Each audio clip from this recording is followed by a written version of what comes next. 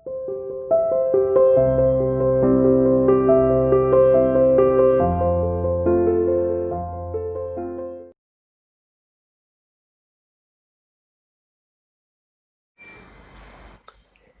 Student, welcome to CR international online classes. बेटा आज हम आपका नया चैप्टर है वो स्टार्ट कर रहे हैं। नया चैप्टर है आपका solar radiations, heat balance and temperature, यानी सौर विकिरण, ऊष्मा बजट और तापमान।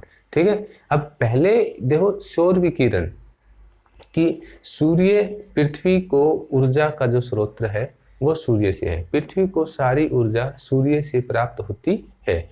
आप सभी जानते हैं कि सूर्य है वो अत्यधिक गर्म गैस का पिंड है जिसकी सतह का तापमान यानी सूर्य की सतह का तापमान 6000 डिग्री सेल्सियस है। यानी सूर्य की सतह का जो टेम्परेचर है वो 6000 डिग्री सेल्सियस है और सूर्य के करोड़ का तापमान 1,50,000,000 डिग्री सेल्सियस है। यानी सूर्य के करोड़ का जो तापमान है वो 1,50,00,000 डिग्री सेल्सियस है। तो आप इसके टेम्परेचर से ही अंदाजा लगा सकते हैं कि सूर्य है वो कितना गर्म है। अब सूर्य को जो ऊष्मा है वो शैलन प्रक्रिया, अब शैलन प्रक्रिया क्या है कि जिसमें हाइड्रोजन गैस हीलियम गैस में परिवर्तित है या चेंज है वो हो रही है। इससे सूर्य को ऊर्जा है या ऊष्मा है वो प्राप्त होती है। इस प्रक्रिया के कारण सूर्य सहित सभी तारे प्रकाश का उत्सर्जन है वो करते हैं।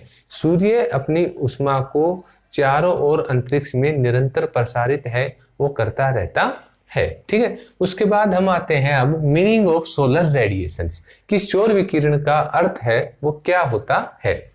सूर्य द्वारा ऊष्मा की प्रसारण क्रिया को, कि सूर्य द्वारा जो ऊष्मा की प्रसारण क्रिया है जिसके द्वारा वो हीट को निरंतर प्रसारित करता रहता है, प्रसारण क्रिया को सौर विकिरण कहा जाता है।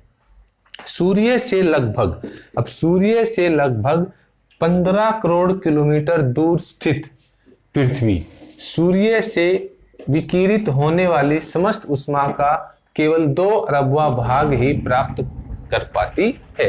यानी देखो सोलर रेडिएशंस की सौर विकिरण सूर्य द्वारा ऊष्मा की क्रिया को, यानी सूर्य द्वारा ऊष्मा की क्रिया को सौर विकिरण है वो कहा जाता है। और जो पृथ्वी है वो सूर्य से 15,000 किलोमीटर की दूरी, 15 करोड़ किलोमीटर की दूरी पर है और वो सिर्फ सूर्य की ऊष्मा का 2 अरबवां भाग ही प्राप्त कर पाती है। ठीक है, उसके बाद आता है आपका सूर्य तप, यानी सूर्य तप क्या होता है। इंसोलेशन, पृथ्वी तक पहुंचने वाली सूर्य की ऊष्मा को, यानी पृथ्वी तक जो सूर्य की ऊष्मा पहुंचती है उसको सूर्य तप कहा जाता है।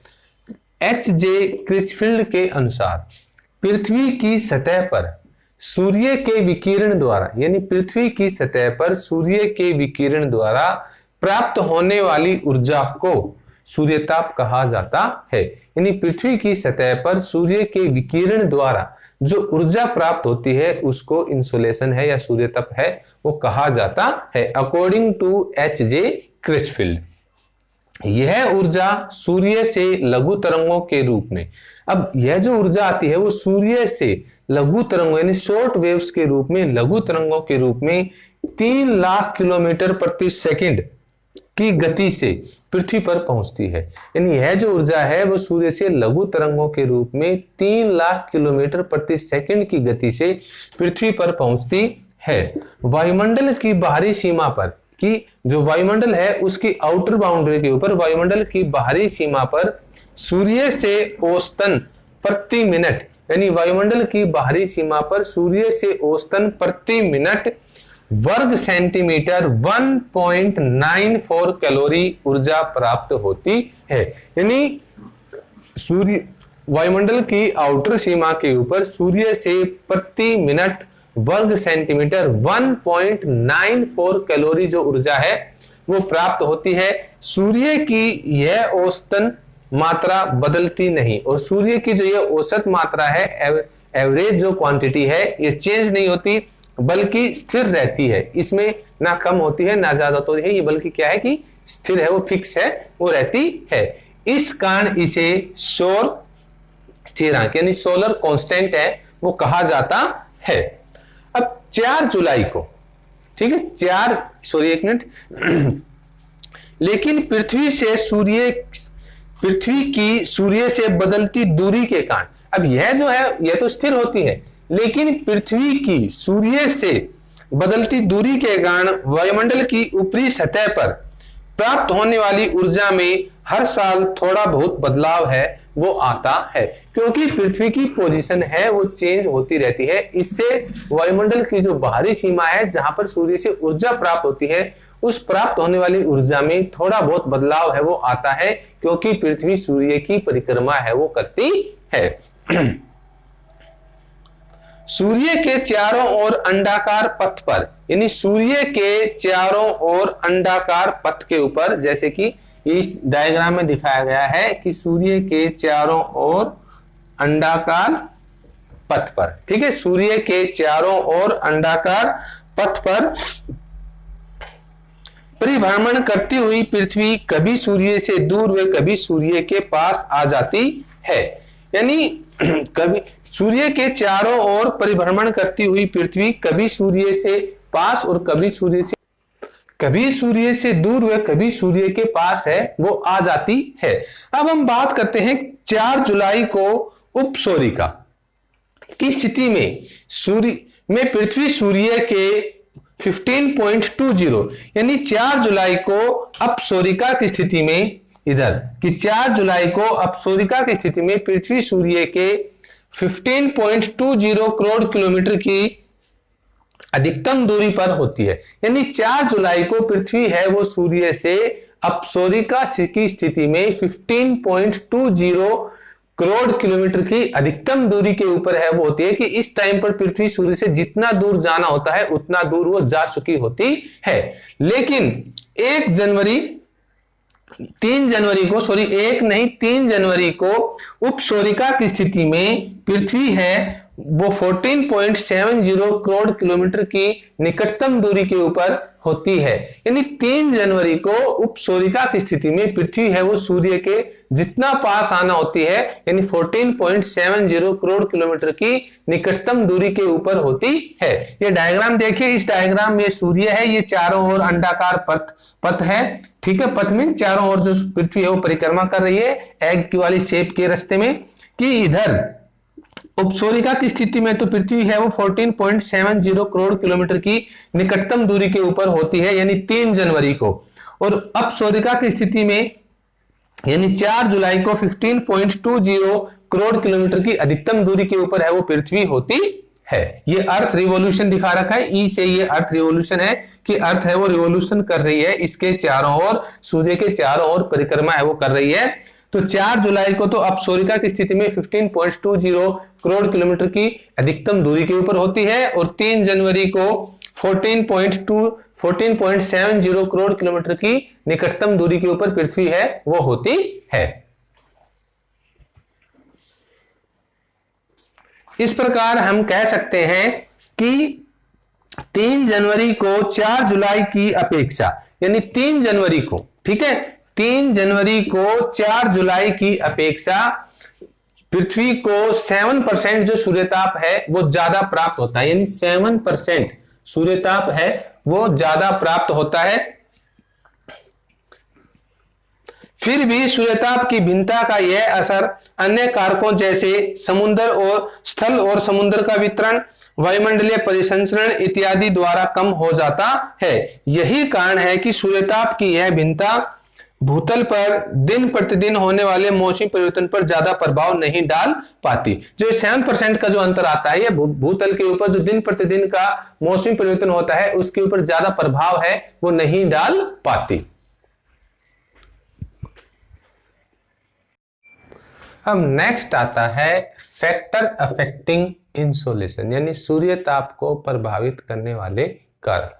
भूतल के ऊपर सभी जगह सूर्यताप की जो मात्रा है वो बराबर प्राप्त नहीं होती। कहीं सूर्यताप की मात्रा है वो ज्यादा प्राप्त होती है, कहीं सूर्यताप की मात्रा है वो कम प्राप्त होती है। उसमें फर्स्ट पॉइंट आता है आपका सूर्य की किरणों का सापेक्ष झुकाव, यानी एंगल ऑफ इंक्लिनेशन, यानी सूर्य की किरणों का सापेक्ष झुकाव कैसा है, यानी सूर्य की किरणें सीधी पड़ रही हैं या सूर्य की किरणें तिरछी पड़ रही हैं। सीधी पड़ती हैं वो अर्थ सरफेस के कम भाग को गर्म करती हैं, वहां पर प्रति इकाई सूर्यताप वो ज्यादा प्राप्त होता है, और जो तिरछी पड़ती है किरणें में सूर्यताप स्थल पृथ्वी के ज्यादा भाग को गर्म करती हैं और वहां पर प्रति इकाई सूर्यताप है वो कम प्राप्त होता है। सूर्य की किरणें भूमध्य रेखा पर सीधी पड़ती हैं। अब हमने ये माना कि ये हमने अर्थ अज्यूम कर लिया ये 0 डिग्री इक्वेटर, ठीक है। इस 0 डिग्री इक्वेटर के ऊपर भूमध्य रेखा के ऊपर जो सूर्य की किरणें हैं वो सीधी पड़ती हैं, तो सीधी पड़ती हैं तो यहाँ पर टेम्परेचर है वो ज्यादा रहता है। भूमध्य रेखा से ध्रुवों की ओर इन किरणों का तिरछापन बढ़ता चला जाता है, कि जैसे ये ध्रुव 90 डिग्री का एंगल और 90 डिग्री, कि जैसे जैसे सूर्य की किरणें ध्रुवों की तरफ जाती हैं वहां पर इनका तिरछापन है वो बढ़ता चला जाता है। तिरछापन या नीति कोण किसी स्थान के अक्षांश पर निर्भर करता है, कि तिरछापन या नीति कोण है वो उस स्थान के अक्षांश के ऊपर निर्भर करता है कि कितने डिग्री अक्षांश के ऊपर स्थित है, ठीक है। अब इसमें फर्स्ट आता है क्षेत्रफल यानी एरिया। जब सूर्य लगभग मध्यमान में होता है यानी दोपहर के 12 बजे, जब सूर्य लगभग मध्यमान में होता है यानी मध्यमी मिडल में होता है दोपहर के 12 बजे के आसपास, तो सूर्य की जो किरणें हैं तो उसकी किरणें धरातल पर लंबवत पड़ती हैं।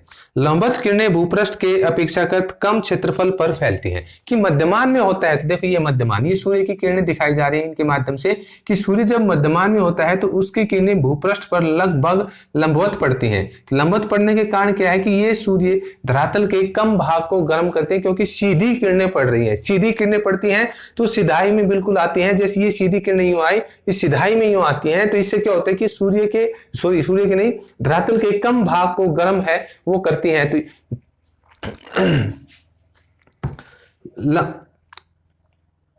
कम क्षेत्रफल पर फैलती हैं, जिस कारण उस स्थान का प्रति इकाई ताप भी अधिक हो जाता है।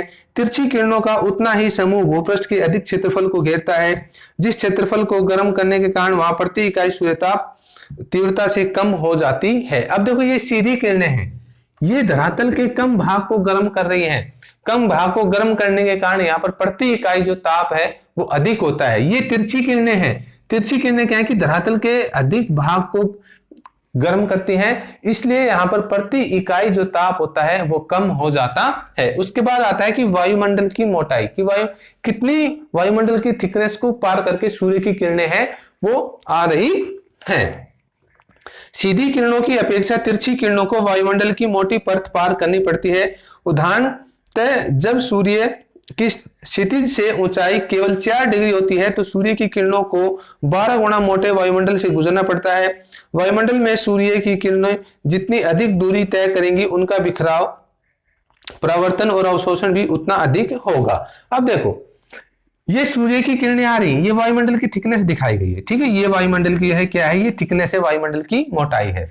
ये सीधी किरणें आ रही हैं, ये सूर्य वायुमंडल की कम क्वांटिटी को या मोटाई को पार कर रही हैं, तो यहाँ पर सूर्यताप की क्वांटिटी है वो ज्यादा होगी। 23.5 डिग्री तक जो हम मानते हैं, 23.5 डिग्री ये वाला कर्क रेखा और 23.5 डिग्री मकर रेखा, जो ये भाग होता है इसमें सूर्यताप है वो ज्यादा प्राप्त होता है, क्योंकि यहाँ पर सूर्य की किरणें हैं वो सीधी पड़ती हैं तो वायुमंडल की कम मोटाई को पार करके आती हैं, तो यहाँ पर सूर्यताप है वो ज्यादा होता है यहां तक। लेकिन जैसे जैसे 23.5 डिग्री से ऊपर हम जाते हैं सूर्य की, इससे ऊपर जैसे 45 डिग्री, 60 डिग्री, 70 डिग्री, 80 डिग्री, फिर 90 डिग्री, जैसे जैसे अक्षांश बढ़ते जाते हैं सूर्य की किरणों का जो तिरछापन होता है वो बढ़ता चला जाता है। जैसे आप इस फिगर में देखिए यहाँ पर जो सूर्य की किरणें हैं वो तिरछी आ रही हैं, तो ये तिरछापन होने के कारण ये वायुमंडल की अधिक मोटाई को है वो पार करते हुए पृथ्वी पर पहुंच रही है, इसलिए यहाँ पर सूर्यताप है वो कम प्राप्त होता है। अब देखो नेक्स्ट पॉइंट आता है दिन की अवधि यानी टाइम ड्यूरेशन, ठीक है। दिन की अवधि, जिन स्थानों पर दिन दिन लंबे होते हैं और रातें छोटी होती हैं, ऐसे स्थानों पर क्या होता है, दिन के समय सूर्यताप है वो अधिक प्राप्त होता है और रात के समय रिफ्लेक्ट होकर जो वापस जाता है सूर्यताप वो कम जा पाता है। इसलिए ऐसे जो स्थान है वो अधिक सूर्यताप प्राप्त वाले क्षेत्र होते हैं। इसके विपरीत जिन स्थानों पर दिन छोटे और रातें लंबी होती हैं, ऐसे स्थानों पर क्या होता है कि सूर्यताप वो कम प्राप्त होता है, क्योंकि दिन के समय सूर्य है सूर्यताप वो कम प्राप्त हो पाता है, क्योंकि दिन छोटे होते हैं और रातें बड़ी होने के कारण जो ऊष्मा नष्ट होकर विकिरित होकर वापस अंतरिक्ष में जाती है वो ज्यादा चली जाती है। तो ऐसे स्थानों पर सूर्यताप है वो कम प्राप्त होता है। ये तो थे मेजर फैक्टर जो इंसोलेशन को इफेक्ट करते हैं। इसके अलावा कुछ और फैक्टर हैं जो सूर्यताप को प्रभावित करने वाले गौण कारक कहलाते हैं, जिसमें आता है वायुमंडल की पारगम्यता। कि वायुमंडल की पारगम्यता कैसी है? पारगम्यता में यहाँ पर बात हो रही है कि वायुमंडल आपका साफ है, स्वच्छ है नहीं। अगर वायुमंडल में बादल, कोहरा, ओस, धुंध आदि छाए हुए हैं तो सूर्यताप की मात्रा को एब्जॉर्ब कर लेते हैं और कम सूर्यताप है वो पृथ्वी तक पहुंच पाता है। इसलिए वायुमंडल की जो पारगम्यता है वो भी सूर्यताप की मात्रा को प्रभावित करती है। हम नॉर्मली देखते हैं कि दिसंबर और जनवरी में धुंध गिरती है तो हम देखते हैं कि 1 बजे के आसपास या 2 बजे के आसपास सूर्योदय होता है, सूर्य निकलता है, तो 4-5 घंटे ही सूर्य की क्वांटिटी है वो प्राप्त हम सूर्यताप वो मिल पाता है और रात शाम को 6 बजे फिर धुंध गिरनी स्टार्ट हो जाती है। तो उस ऐसा क्या होता है कि कम टाइम के लिए सूर्यताप प्राप्त होता है और ज्यादा सूर्यताप प्राप्त होता है और विकिरित होकर नष्ट होने वाली जो ऊष्मा है वो ज्यादा होती है। तो ऐसे स्थानों पर कम सूर्यताप वो प्राप्त होता है। दूसरा हम देखेंगे भूमि का ढाल, कि जो भाग सूर्य के सामने पड़ यानी पर्वतों के जो भाग सूर्य के सामने, जैसे कि हमने ये लगाया कि एक पर्वत है, ये ठीक है, ये सूर्य, ये सनरेज आ रही है डायरेक्ट, ये पर्वत का ये भाग है, ये सूर्य के सामने प्राप्त हो रहा है तो यहाँ पर सूर्यताप है वो ज्यादा प्राप्त होता है। ये ढाल ये पीछे पड़ता है, यहाँ पर सूर्य की किरणें है वो कम पहुंच पाती हैं तो यहाँ पर सूर्यताप है वो कम प्राप्त होता है। तो पर्वतों का जो ढाल है वो भी सूर्यताप की मात्रा को प्रभावित करता है। दूसरा आता है सौर कलंकों की संख्या। अब देखो सौर कलंकों की संख्या, सौर कलंक क्या होते हैं? सूर्य के धरातल पर काले गहरे रंग के धब्बे बनते और बिगड़ते रहते हैं, इनको सौर कलंक है वो कहा जाता है। सूर्यताप और सौर कलंकों में गहरा संबंध है वो पाया जाता है। जब सौर कलंकों की संख्या बढ़ती है तो सूर्यताप है वो ज्यादा प्राप्त होता है, जब सौर कलंकों की संख्या घटती है तो सूर्यताप है वो कम प्राप्त होता है। फिर आता है स्थल जल का वितरण।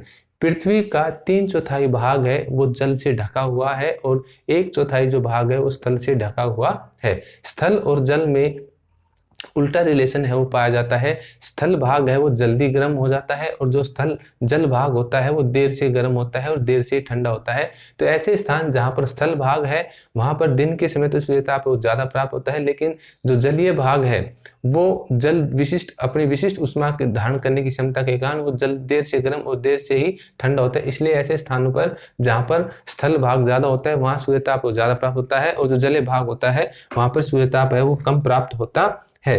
अब आता है आपका धरातल की प्रकृति। धरातल पर कुछ वस्तुएं, अब धरातल पर क्या होता है कि कुछ वस्तुएं ऐसी होती हैं जो सूर्यताप को एब्जॉर्ब करती हैं और कुछ वस्तुएं ऐसी होती हैं जो सूर्यताप को स्कैटर्ड करती हैं या रिफ्लेक्ट करती हैं। जैसे अगर हम बात करते हैं कि काला रंग, जो काला रंग होता है वो सूर्यताप को एब्जॉर्ब करता है। तो ऐसे क्षेत्र जहां पर काले रंग की मिट्टी पाई जाती है, जैसे हम बात करें दक्कन ट्रैप की, तो वो सूर्यताप की मात्रा को एब्जॉर्ब करती है।